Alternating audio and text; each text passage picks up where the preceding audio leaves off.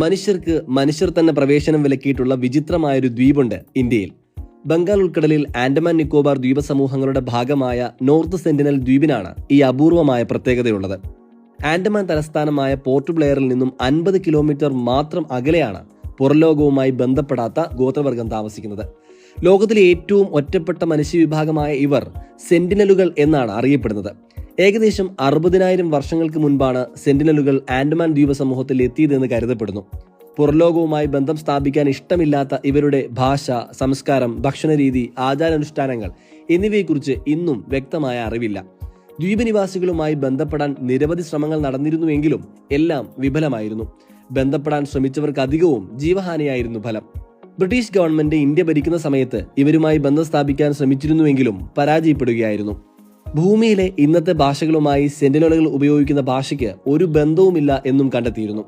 സ്വാതന്ത്ര്യാനന്തരം India government ഈ ദ്വീപ സമൂഹവുമായി ബന്ധം സ്ഥാപിക്കാൻ ശ്രമിച്ചുകൊണ്ടേയിരുന്നു. ആന്ത്രോപോളജിക്കൽ സർവേ ഓഫ് ഇന്ത്യയിലെ ശാസ്ത്രജ്ഞനായ TN പണ്ഡിറ്റും ഗവേഷകരുടെ ഒരു സംഘവും 25 വർഷത്തോളം നടത്തിയ പരിശ്രമത്തിനൊടുവിൽ സെന്റിനലുമായി ബന്ധം സ്ഥാപിക്കാൻ കഴിഞ്ഞിരുന്നു. പിന്നീട് കേന്ദ്ര സർക്കാർ ഈ ദ്വീപിലേക്കുള്ള എല്ലാ ഔദ്യോഗിക യാത്രകളും വിലക്കിയിരുന്നു. ദ്വീപിനടുത്ത് പോകുന്നതും ദ്വീപ് നിവാസികളുമായി ബന്ധം സ്ഥാപിക്കാൻ ശ്രമിക്കുന്നതും ഇന്ന് ക്രിമിനൽ കുറ്റമാണ്.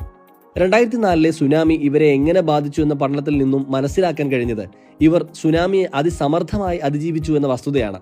ഏറ്റവും ഒടുവിൽ 2018 ജോൺ അലൻ ചൗ എന്ന അമേരിക്കൻ പൗരൻ അനധികൃതമായി ദ്വീപിൽ പ്രവേശിച്ചിരുന്നു.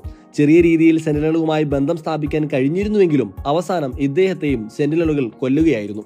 ലോകം ഇത്രയേറെ പുരോഗമിച്ചിട്ടും സെന്റിനലുകളുടെ നിഗൂഢതകൾ ഇന്നും അജ്ഞാതമായി തന്നെ തുടരുന്നു.